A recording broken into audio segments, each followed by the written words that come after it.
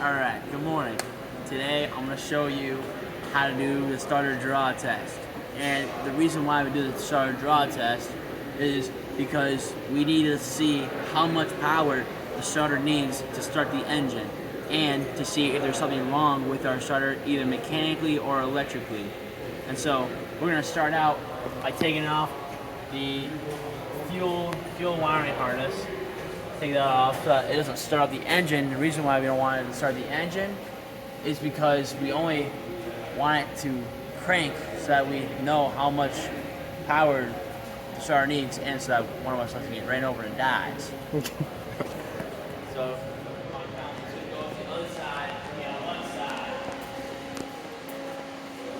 hello. So what we're gonna do now is we're gonna connect our battery up so we can actually do the load test.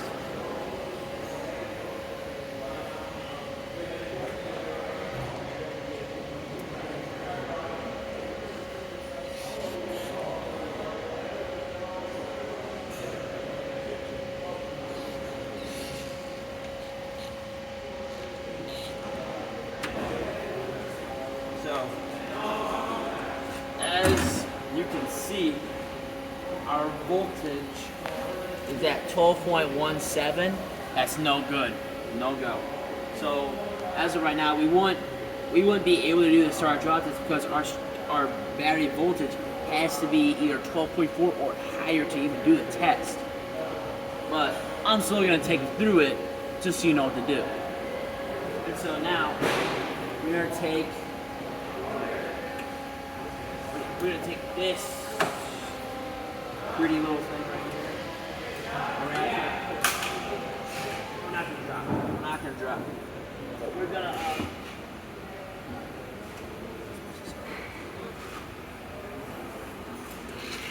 take it. We're gonna do so it's untangled. And then as you can see, our amp is not zeroed out, and we need it zeroed out because we need an accurate reading of our amperage. So we're gonna take this, we're gonna push this button down, and we're gonna get it to where it's either at 0 or as close as we can. As you see. So now we're gonna see this arrow. We're gonna take the amp clamp, and we're gonna clamp it onto the positive wire. Having arrow going towards the starter so that we can see how much amperage the starter is taking.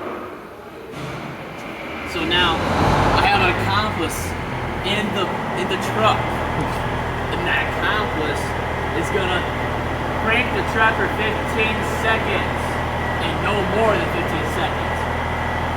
All right, so ready, go.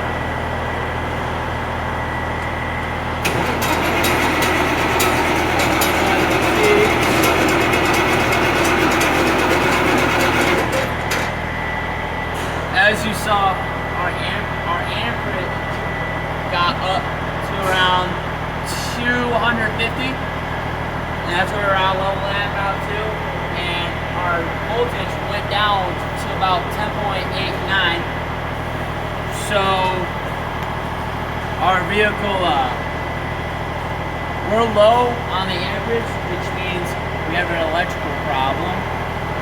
And so this side we have an electrical problem, and then now I'm going to show you also the same thing on the other side too, just so we got both sides. So now when you're disconnecting them, amp clamp,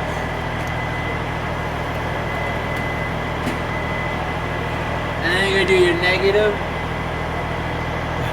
No, we're not supposed to take it off? No, you leave those on. I thought you just put it on the other side. No, all you have to do is, so you leave those on because it's a circuit. All you have to do is leave those on, take that one and put it over here because it's in a kind of like a loop like this. I mean, we could have still done my idea. Yeah, I mean, I don't think it would have done much. We'll take that part out. We'll just add another part in. Yeah. All right, ready? 3, 2, 1, go. All right, so now we're gonna take our amp clamp because we have to get the other side. We're gonna take our amp clamp and put it on the other side have the arrow pointing towards the starter again. And the reason why we do that is so we can get both sides. And another reason that we don't move these over here is because it's in a circuit. And so it has power to each side. So I'm gonna have my column to the truck crank it another time for 15 seconds and no more 15 seconds. Ready? Go!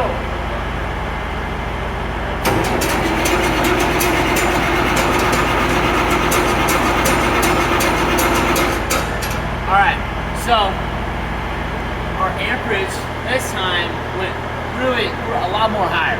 It went around to 650 and leveled around 530. And on our voltage also went down to around the same time, 10.89. And so this side seems good. This side seems good. So now we're gonna disconnect our cables.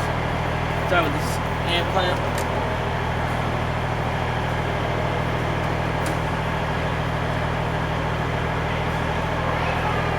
And then you're gonna disconnect it negative, then positive.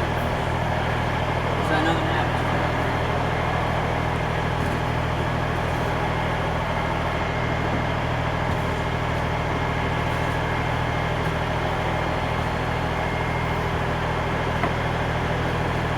And that is how you do a starter draw test. Thank you. See you next time.